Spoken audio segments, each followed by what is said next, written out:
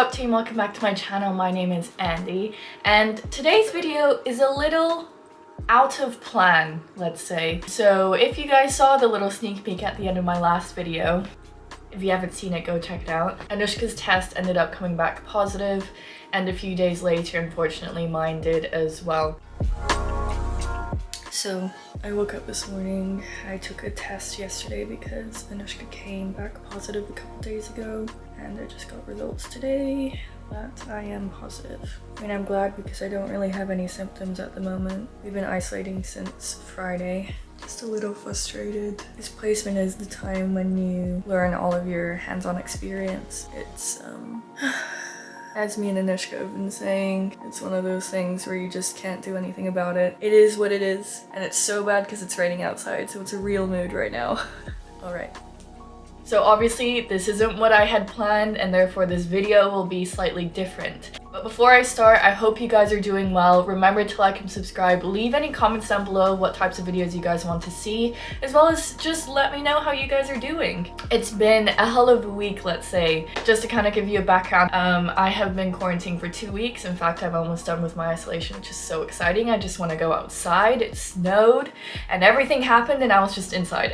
But Anushka unfortunately got COVID first. We were being very careful inside the apartment. Within the next 2 days, I had to take 2 COVID tests. The first one didn't come out properly, so I had to take another one. And then that second one, the next morning, it came back positive, which was shocking. Also not because I didn't have any symptoms or anything, but you know, living with someone who does have positive, the likelihood of you actually getting it is quite high. And then in terms of timeline, symptom-wise, I was fine the first day. The next couple days, I got progressively worse and I literally couldn't leave my bed. It was so bad. Pretty much had every single symptom of COVID except the fever was like one morning, and then I didn't have a fever for the rest of the time. I'm so sorry I sound so bad right now, but we made some chicken soup yesterday, but your girl's not doing too good. Anushka and I are always saying how grateful we are that it didn't affect us as badly as a lot of other people have been, and we are praying for those who have been affected by COVID. But I thought I would kind of make a video out of this because I know that especially those who are already doing physio, a lot of you might be going on placements, and the likelihood of you contracting COVID or being exposed to COVID is quite high. Now, don't get me wrong, the hospitals are really good at being as safe as possible, having everything kind of in place, PPE, hand washing and everything like that, but you are at risk of getting COVID. And so I kind of wanted to explain to you guys what can you do if you get COVID as a student on placement, because it does take out 2 weeks of your placement, and that's a huge amount of time. Now, luckily for Anushka, it was only 10 days because obviously she got it first, but for me, it ended up being 2 weeks. But this is where communication with your educators is absolutely detrimental, because you want to see what can you do while isolating to help with getting the most out of your placement, but also getting your marks up. The other thing that I do just want to clarify is that COVID affects everyone differently. Some people are asymptomatic, some people are heavily affected. So don't put a lot of pressure on yourself. I know the first couple of days, because I didn't have any symptoms, we made like a really good plan, and obviously that did not work out because I ended up just getting worse and worse, and I couldn't do anything during those days. I was just focusing on hydrating, resting, taking my medication. But one of the points that I really wanted to say to you guys, and that you will experience because it's completely normal, and that's mental health. So obviously you have your educational side, and if you have that sorted, then there's no reason why you won't succeed, because it's a clear and cut plan, and that's why it's important to be organized. But mental health is what I found really affected me too, which I didn't really expect. I was just kind of more worried about the physical health. I was really down, and I just want to be transparent with you guys. Defeated, really tired, really down. You know, being inside all those days can be really difficult. So really just focus on your mental health, and if you feel like you have no one to turn to, the university is always someone you can turn to. They will always give you contacts for someone you can talk to.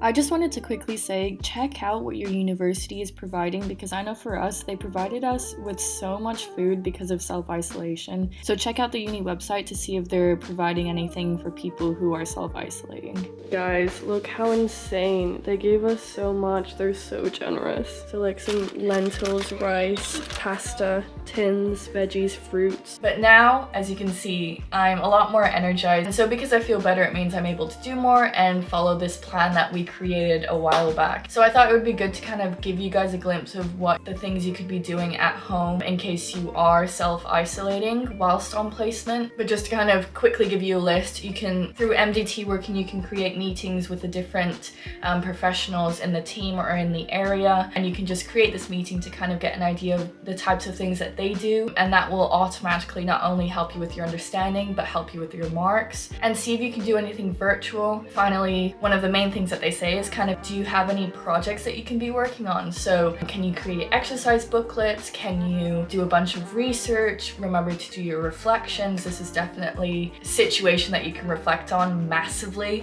In fact, I need to write my reflection after all of this, especially because plans didn't go to plan. So that's definitely something, it's a huge barrier. So how did you overcome it? But yeah, so I'm gonna show you a couple clips of one day that I had, and yeah, and then hopefully these next couple weeks are gonna be so hectic. We've got placement whilst doing our dissertation, we've got lectures on Tuesdays and Thursdays at the same time, and then once we finish placement we start a new unit called evidence-based practice, and it's 2 different units, but you guys will find out about that later in a later video because I'm talking too much now. But I just wanted to let you guys know that that's basically what's been happening in my life. And I didn't see it coming. This is not something that we expected to happen. And that was almost one of the most difficult parts of this whole situation. But yeah, I'll show you guys some clips of my day yesterday, and I hope you enjoy it.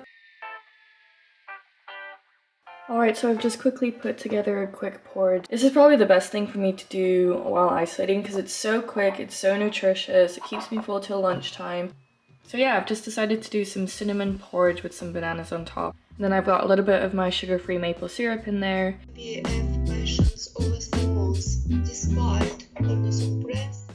So in-service trainings are a great opportunity for not only MDT working, but also for your own learning, and you might actually end up doing an in-service training yourself.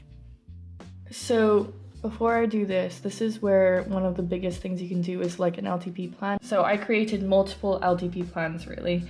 The first one coming in, the second one after our first meeting, a third one which was post me getting a positive test, and then we came to one which made it very specific and the format was slightly different. So the way we did it is we picked kind of most relevant objectives from my previous LDP, and then we broke it down from week to week, and then you highlight what you were able to achieve in green, what you're working on in yellow, and what you weren't able to achieve. The second week was where I literally couldn't do anything. Got a virtual session that I'm actually going to be able to do with one of the people in the PR team. Even though I'm not in pulmonary rehab, it is important on your placements to try and get into the MDT team, and luckily I have opportunity to work with the PR team, but I did email him, so he sent me one of the exercise booklets, access to their YouTube, and multiple different things, which is really good. I also have my first dissertation meeting, which is crazy.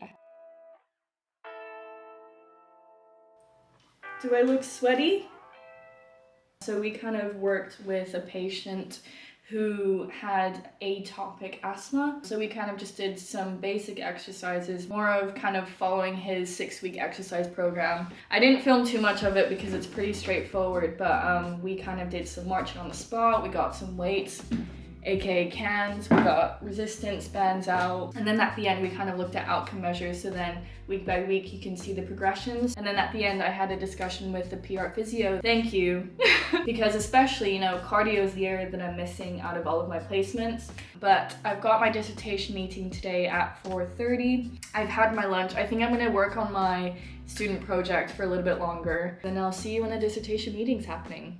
So this was our first formal meeting with 4 other girls who have the same supervisor, and we just kind of reviewed dates and our supervisor talked about her expectations and some tips going into the dissertation writing period. Today marks a day that I feel slightly better, and that's why I'm like, you know what? Let's do a mask. Treat yourself a little. So I did myself a mask. I'm going to work on my project.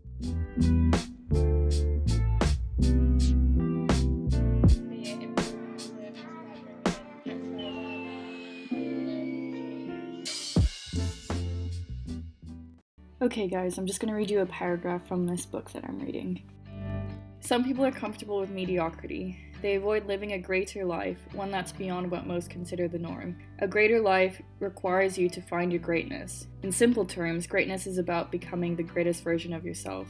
It's about breaking the imaginary boundaries that hold you captive in the life you believe you have to settle for, and touching the realms of the unthinkable. The greatness mentality means living a life without limits, where there are infinite possibilities. For this reason, we cannot define where greatness begins or ends. We can only strive to become better.